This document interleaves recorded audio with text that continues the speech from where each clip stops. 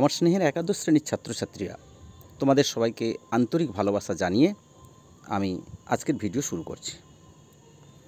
ইতিমধ্যে আমরা একটা ভিডিও করেছিলাম একাদশ শ্রেণীর ইতিহাস বিভাগের প্রথম অধ্যায়ের প্রথম দুটো ইউনিট নিয়ে একটা ভিডিও করেছি, যেটা আমি পার্ট 1 বলে লিখেছিলাম।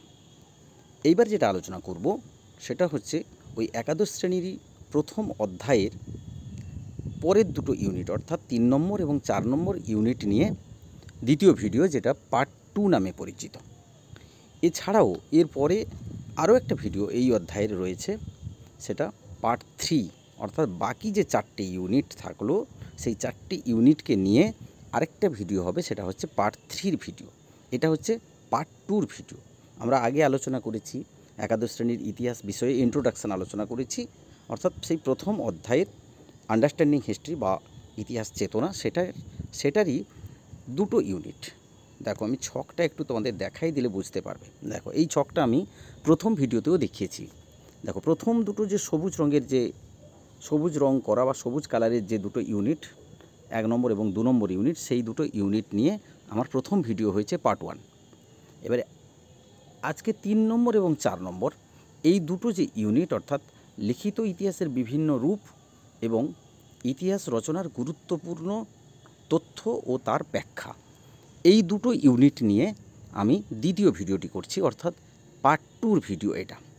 আমি আগে যেহেতু এই ছকটা দেখিয়েছি, তাই ছকটা আর পড়লাম না, তোমরা দেখে নিও, বা তোমরা আগের ভিডিও যদি দেখে থাকো তাহলে তোমরা জানো যে এই 8টা ইউনিটের মধ্যে 3 নম্বর এবং 4 নম্বর ইউনিট নিয়ে দ্বিতীয় ভিডিওটা এটা হচ্ছে পার্ট 2-র ভিডিও। এরপরে বাকি যে 4টা থেকে যাচ্ছে সেই 4টা নিয়ে পার্ট 3 ভিডিওটা আমরা পরে করে নেব। আচ্ছা, আপাতত যে দুটো রয়েছে 3 এবং 4, এই 3 এবং 4 এই দুটো ইউনিট নিয়ে আমি এই ভিডিওটা করছি। এই ভিডিওর মধ্যে কি আছে দেখো, একটু বলে দিই তোমাদেরকে। ইতিহাস চেতনার এই যে লিখিত ইতিহাসের বিভিন্ন রূপ, এইখান থেকে আমরা কিন্তু আমাদের আলোচনাটা শুরু করব। একটু ছকটা তোমরা একটু দেখে নাও, দিলে তোমাদের একটু সুবিধা হবে। দেখো, এই ছকে কি আছে, একটা ছক আছে দেখো, প্রত্নতাত্ত্বিক উপাদান, অর্থাৎ ইতিহাসের প্রারম্ভিক উপাদান, যে ছকটা আমরা আগে করেছিলাম ভাগটা, সেই ভাগের মধ্যে প্রত্নতাত্ত্বিক এই প্রারম্ভিক উপাদানকে দুটো পার্টে ভাগ করা হয়েছিল, একটা হচ্ছে প্রত্নতাত্ত্বিক আর একটা সাহিত্যিক। আর সেই প্রত্নতাত্ত্বিক উপাদানকে 4টি ভাগে ভাগ করা হয়েছিল। একটা হচ্ছে অনুসন্ধান বা উৎখনন, দ্বিতীয়টা হচ্ছে শিল্পকর্ম, তৃতীয় হচ্ছে লেখ, আর চতুর্থ হচ্ছে মুদ্রা, অর্থাৎ এটা লিখিত উপাদানের মধ্যে। এই অলিখিত উপাদানটা আমরা ইতিমধ্যে আলোচনা করে দিয়েছি, অর্থাৎ অনুসন্ধান বা উৎখনন এবং শিল্পকর্ম, এর যে ভাগগুলো ছিল সেই ভাগগুলো আমরা কিন্তু ইতিমধ্যে আলোচনা করেছি। এই ভিডিওতে আমরা আলোচনা করব লিখিত উপাদানের ভাগগুলো। তাহলে এবার আমরা ছকটাতে চলে যাই। দেখো, তোমাদেরকে ছকটা দেখিয়ে আলোচনা শুরু করছি, তাহলে তো তোমাদের বুঝতেও সুবিধা হবে। দেখো, এই যে লিখিত উপাদান যেটা রয়েছে, তার মধ্যে লেখ রয়েছে, মুদ্রা রয়েছে। লেখর ভাগটা এখানে রয়েছে। দেখো, লেখ রয়েছে দেশীয় লেখ এবং বৈদেশিক লেখ। দেশীয় লেখ এবং বৈদেশিক লেখ, এই দেশীয় লেখ আবার দুই প্রকার। একটা হচ্ছে সম্রাট অশোকের লেখ, আর অশোক পরবর্তী সময়ের লেখ। এই অশোক পরবর্তী সময়ের লেখকে আবার দুটো ভাগে ভাগ করা হয়েছে, একটা সরকারি আর একটা বেসরকারি। এই সরকারি লেখকে আবার দুভাগে ভাগ করা হয়েছে, একটা হচ্ছে প্রশস্তি আর একটা হচ্ছে ভূমিদান। তাহলে এবারে আলোচনা একটু চলে যাই যে কীভাবে লেখগুলোকে ব্যবহার করা হয়েছে অশোকের সময়ে বা অশোকের পরবর্তী সময়ের যে লেখ, সেগুলোকে নিয়ে আমরা একটু আলোচনা করি, বা দেশীয় লেখগুলোকে নিয়ে আলোচনা করি। দেশীয় লেখর মধ্যে সবচেয়ে উল্লেখযোগ্য হচ্ছে অশোকের লেখ। কারণ বলা হয়েছিল, আমরা যখন আলোচনা করেছিলাম লিখিত ইতিহাস আমরা আলোচনা করেছিলাম, তখন বলেছিলাম যে অশোকের যে লিপি, সেই লিপি পাঠোদ্ধারের সময় থেকে মোটামুটিভাবে আমাদের দেশে ঐতিহাসিক যুগের সূচনা হয়েছে। সুতরাং অশোকের লিপি সেই দিক থেকে কিন্তু অত্যন্ত উল্লেখযোগ্য, কারণ পাথরের গায়ে খরষ্টি ভাষায়, ব্রাহ্মী ভাষায়, প্রাকৃত ভাষায়, এই 3টে ভাষা ব্যবহার করে অশোক তার সময়ে যে লিপিগুলো তৈরি করেছেন, সেগুলো কিন্তু ইতিহাসের উল্লেখযোগ্য উপাদান হিসেবে পরিগণিত। এবারে অশোকের পরবর্তী সময়ের যে লেখগুলো বলেছি, সেখানে আমরা বলেছি দুটো ভাগ হয়েছে, একটা হচ্ছে সরকারি লেখ আর একটা হচ্ছে বেসরকারি। এই সরকারি লেখগুলো দুটো ভাগে রয়েছে, একটা হচ্ছে প্রশস্তি আর একটা হচ্ছে ভূমিদান। প্রশস্তিটা কি? প্রশস্তি হচ্ছে কোনো ব্যক্তি সম্পর্কে বা কোনো রাজা মহারাজা অভিজাত সম্পর্কে তার ভালো কথা বলা, তার গুণাবলীকে তুলে ধরা। অর্থাৎ এই লেখগুলোর মাধ্যমে কেবলমাত্র গুণগান রয়েছে। বিভিন্ন ব্যক্তির লেখ রয়েছে, যেমন নানঘাট লেখ রয়েছে, সাতবাহন বংশের রাজা প্রথম সাতকর্ণী স্ত্রী নায়নিকা এই লিপি এই লেখটা করেছিলেন। গৌতমীপুত্র সাতকর্ণীর মা গৌতমী বলশ্রী তিনি নাসিক প্রশস্তি উৎকীর্ণ করেছিলেন, কারণ সেখানে গৌতমীপুত্র সাতকর্ণীর মৃত্যুর 19 বছর পরে এটা রচিত হয়েছিল। মূলত তার রাজত্বকাল, তার গুণাবলী এগুলো এখানে উল্লেখ করা হয়েছে। এছাড়া আরও নানান ধরনের, যেমন সমুদ্রগুপ্তের সভাকবি যিনি হরিসেন ছিলেন, এই হরিসেনের যে প্রশস্তি অর্থাৎ সমুদ্রগুপ্তের যে প্রশস্তি, এলাহাবাদ প্রশস্তি, সেখান থেকে সমুদ্রগুপ্তের কথা জানা যায়। এরকম নানান লেখ থেকে সেই সময়কার রাজা মহারাজা বা সেই সময়কার বিশেষ ব্যক্তি সম্পর্কে কিন্তু তথ্য পাওয়া যাচ্ছে। দ্বিতীয় যেটা রয়েছে প্রশস্তিটা হলো, দ্বিতীয় যেটা রয়েছে ভূমিদান, অর্থাৎ খ্রিস্টীয় চতুর্থ পঞ্চম শতক থেকে রাজকীয় আদেশনামা ও তাম্রপটের মাধ্যমে ভূমিদান বা ভূসম্পদ হস্তান্তরের যে দলিল, সেটাই হচ্ছে ইতিহাসের একটা উপাদান। কারণ সেই সময় মন্দিরের উদ্দেশ্যে বা কোনো পুরোহিতের উদ্দেশ্যে যে জমি দান করা হতো বা যে ভূমি দান করা হতো, তা লিখিত আকারে যে দলিল রয়েছে সেটাই হচ্ছে এর উল্লেখযোগ্য উপাদান। সরকারি লেখ হলো, এবার হচ্ছে বেসরকারি লেখ। বেসরকারি লেখগুলো কিন্তু ইতিহাস রচনায় নানানভাবে সাহায্য করে, কারণ এই লেখগুলো মূর্তির গায়ে বা দেবস্থানের দেওয়ালে খোদাই করা হতো। এখানে এগুলোর দ্বারা রাজনীতি, ধর্ম, শিল্পকলা এগুলো সম্পর্কে মোটামুটিভাবে জানা যায়। তবে একটা কথা মনে রাখতে হবে যে লেখগুলোর মধ্যে বেশ কিছু ত্রুটিও রয়েছে। যে লেখকগুলো রয়েছে সেখানে আমি একটু আগে বললাম যে লেখকগুলোর বেশিরভাগ ক্ষেত্রে কী হয়েছে, জয়গান রয়েছে, অর্থাৎ সংশ্লিষ্ট ব্যক্তি বা রাজা মহারাজার গুণগান রয়েছে। সেখানটা বেশ কিছু অতিরঞ্জনও রয়েছে। তাছাড়া সাল তারিখ খুব একটা উল্লেখ নেই লেখমালার ক্ষেত্রে। সমাজের বৃহত্তর অংশের কোনো কথা নেই, কারণ সামান্য কিছু মানুষ, গুটিকতক মানুষের কথা কিন্তু এখানে বলা হয়েছে। তা সত্ত্বেও বলা যায় যে লেখকগুলো গুরুত্ব রয়েছে। ইতিহাস রচনায় এদের গুরুত্ব রয়েছে কেন না, লেখকগুলো পাথর বা ধাতুর ফলকে খোদাই হওয়ার জন্য এর স্থায়িত্ব কিন্তু দীর্ঘকাল। আর বলা যেতে পারে যে এই উপাদানগুলোকে পরিবর্তন করা যায় না। লিখিত ইতিহাসের ক্ষেত্রে কাগজের গায়ে লেখা, কাগজে যে বইপত্র লেখা, সেগুলো পরিবর্তিত হতে পারে, সেগুলো নষ্ট হয়ে যেতে পারে, কিন্তু এই উপাদানগুলো অর্থাৎ পাথরের গায়ে বা তাম্র ফলকে লেখা যে উপাদান, সেই উপাদানগুলো কিন্তু পরিবর্তিত হবার নয় বা নষ্ট হবার নয়। আর এছাড়া লেখর প্রাপ্তিস্থান থেকে রাজ্যের সীমানা সম্পর্কেও জানা যায় যে কত পর্যন্ত কোন রাজ্যের সীমানা। আর লিপি খোদাই থেকে শিল্পের অগ্রগতি, বৈদেশিক সম্পর্ক, এই বিষয়গুলো কিন্তু জানা যায়। এবার আরেকটা উপাদান এখানে থেকে গেছে, সেটা লিখিত উপাদানের মধ্যে আরেকটা আছে, সেটা হচ্ছে মুদ্রা। মুদ্রাগুলো আমি একটু বলি যে মুদ্রা কাকে বলে, যদি এই ধরনের একটা আমরা আলাপ আলোচনা শুরু করি যে মুদ্রা কাকে বলে। আসলে মুদ্রা ব্যাপারটা আজকের দিনে মুদ্রা বলতে আমরা যেটা বুঝি যে মানে কয়েন, টাকা বিনিময়ের মাধ্যম। অতীতেও কিন্তু মুদ্রা বিনিময়ের মাধ্যম হিসাবেই পরিগণিত হতো। এটা ছিল একটা ধাতব খণ্ড, যে ধাতব খণ্ডটা বিনিময়ের মাধ্যম হিসাবে স্বীকৃত ছিল, তাই এটাই হচ্ছে মুদ্রা।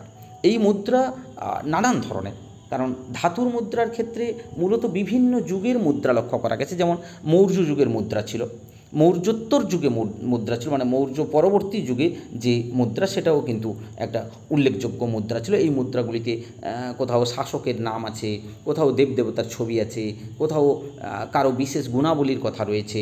মৌর্যোত্তর যুগ বা প্রাক গুপ্ত যুগের বেশ কিছু মুদ্রা রয়েছে, কুষাণ যুগের বেশ কিছু মুদ্রা রয়েছে। এই মুদ্রাগুলো আবার কখনো বা সোনার মুদ্রা হয়েছে, কখনো বা তামার মুদ্রা হয়েছে, কখনো বা সীসার মুদ্রা রয়েছে। এরকম নানান ধরনের ধাতুজ মুদ্রা হয়েছে। সুতরাং মুদ্রার ধাতু থেকে, মুদ্রার গুণমান থেকে, মুদ্রার ধাতুর গুণমান থেকে কিন্তু একটা রাজ্যের অর্থনৈতিক যে ভিত্তি, অর্থনৈতিক সমৃদ্ধি, এই বিষয়গুলো সম্পর্কে কিন্তু স্বাভাবিকভাবে অনুমান করা যেতে পারে, কারণ মুদ্রা এই ব্যাপারগুলো কিন্তু সাহায্য করে। এছাড়া মুদ্রা থেকে শাসন ব্যবস্থা, সমাজ, অর্থনীতি, ধর্ম, শিক্ষা ব্যবস্থা এগুলোও কিন্তু জানা যায়। আবার মুদ্রার প্রাপ্তিস্থান থেকে, মুদ্রা যেখানে পাওয়া গেল সেই প্রাপ্তিস্থান থেকে একটা রাজ্যের সময়সীমা, একটা রাজ্যের সীমানা সম্পর্কেও ধারণা করা যেতে পারে।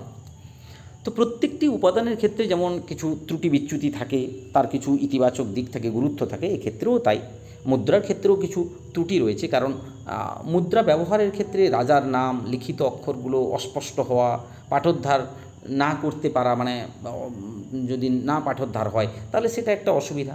দ্বিতীয়ত মুদ্রায় যে ছবিগুলো তুলে ধরা হয় সেই ছবিগুলো কখনো কখনো সেই ছবিগুলোকে নিয়ে ঐতিহাসিকদের মধ্যেও কিন্তু বিতর্ক তৈরি হয়, কারণ কোনো বিশেষ ব্যক্তির মুদ্রা যে ছবিগুলোকে উৎকীর্ণ করে সেই বিশেষ ব্যক্তির গুণাবলীগুলোকে তুলে ধরা হয়, তার যে ত্রুটির দিকগুলো, তার যে দুর্বলতার দিকগুলো, সেগুলো কিন্তু এখানে তুলে ধরা হয় না।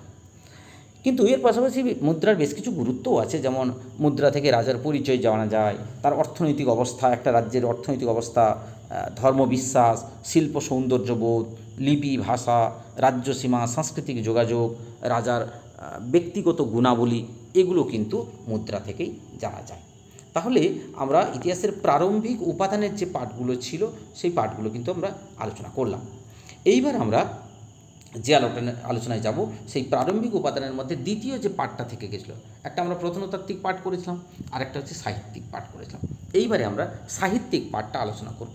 সাহিত্যিক পাঠ মানে যেখান থেকে কিন্তু সাহিত্য রচনা শুরু হলো, যেখান থেকে কিন্তু আমরা সাহিত্যের মাধ্যমে ইতিহাসকে জানতে পারছি, সেটাই হচ্ছে সাহিত্যিক উপাদান।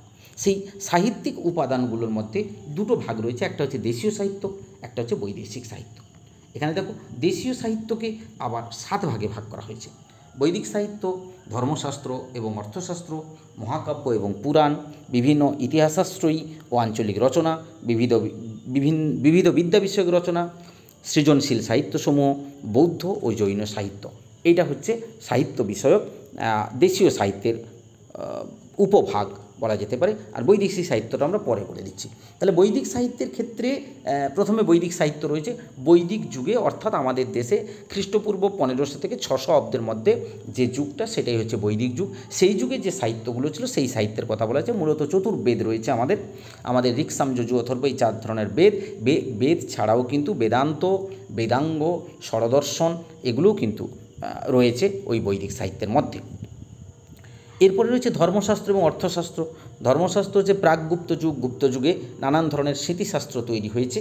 সেই স্মৃতিশাস্ত্রগুলো এখানে ধর্মশাস্ত্র নামে পরিচিত, যেমন যাজ্ঞবল্ক্য স্মৃতি, জিমুদ্বাহন ও বিজ্ঞানেশ্বরের টিকা, মনুস্মৃতির টিকা।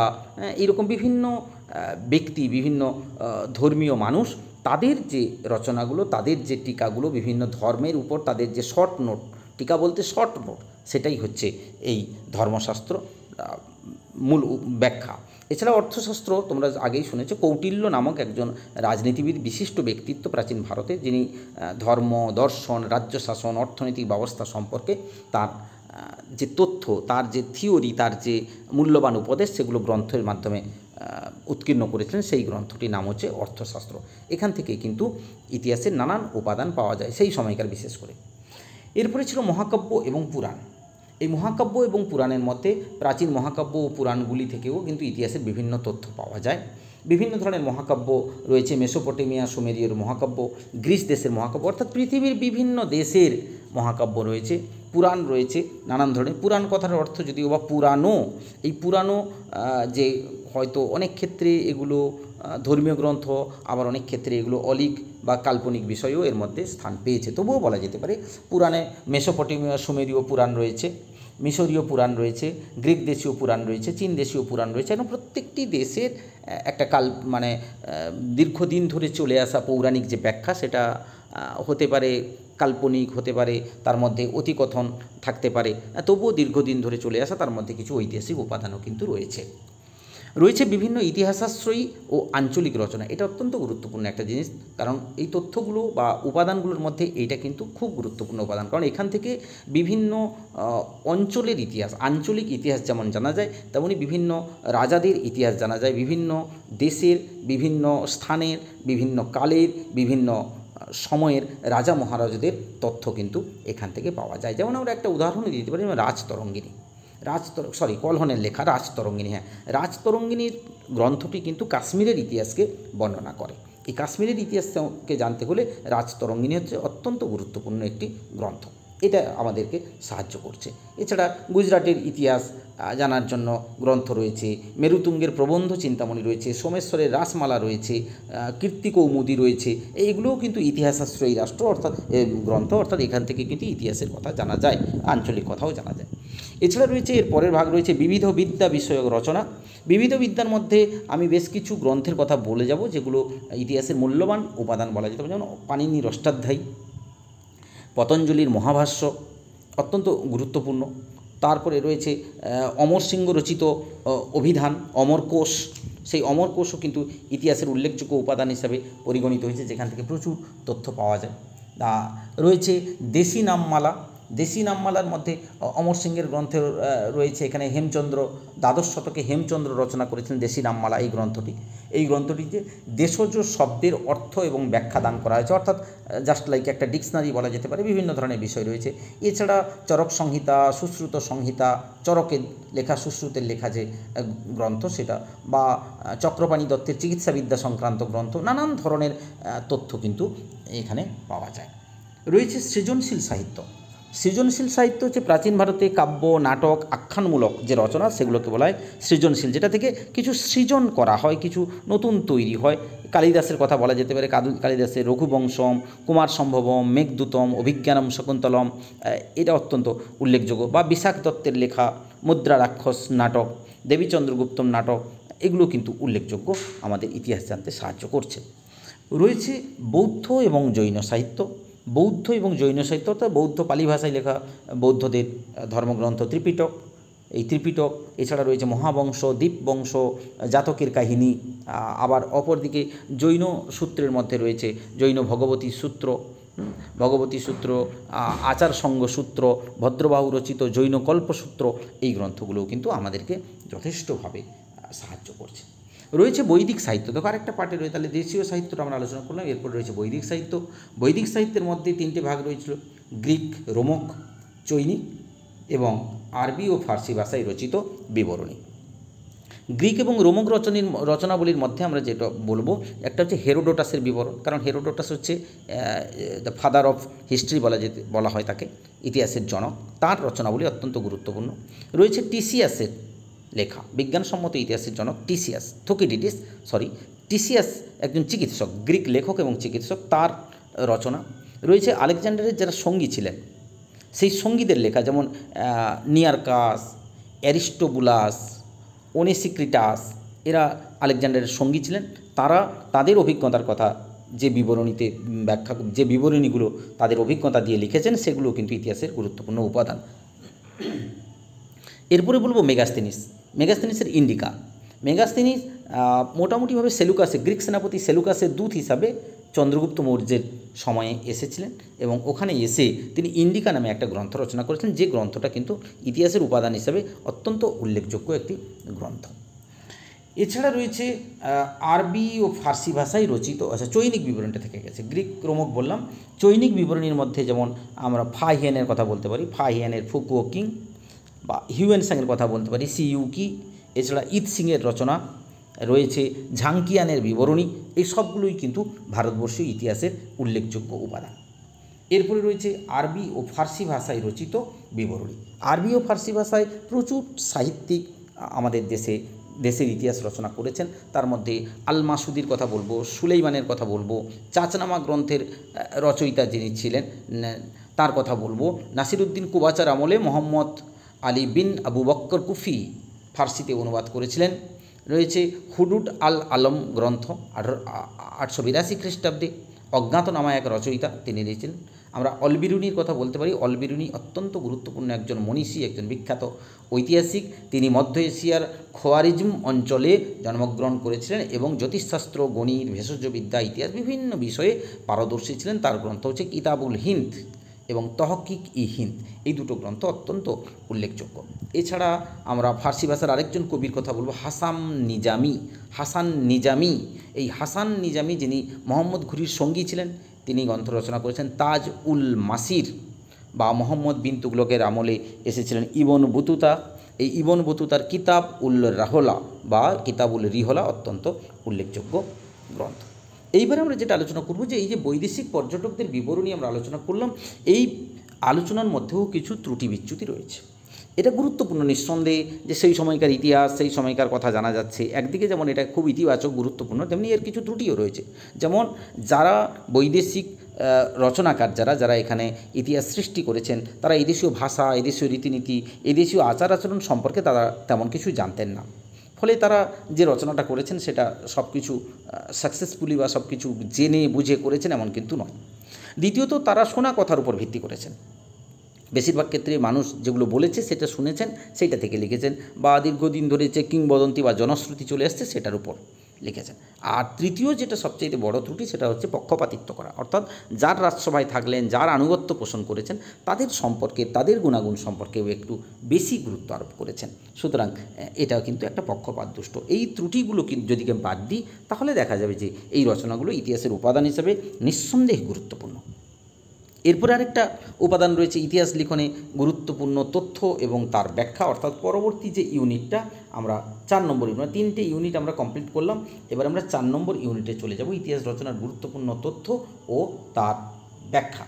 এই ইতিহাস রচনার গুরুত্বপূর্ণ তথ্য ও তার ব্যাখ্যার মধ্যে কী কী তথ্য রয়েছে, সেই তথ্যগুলো আমরা আলোচনা করব এবং তার বিভিন্ন দৃষ্টিভঙ্গি নিয়ে আলোচনা করব।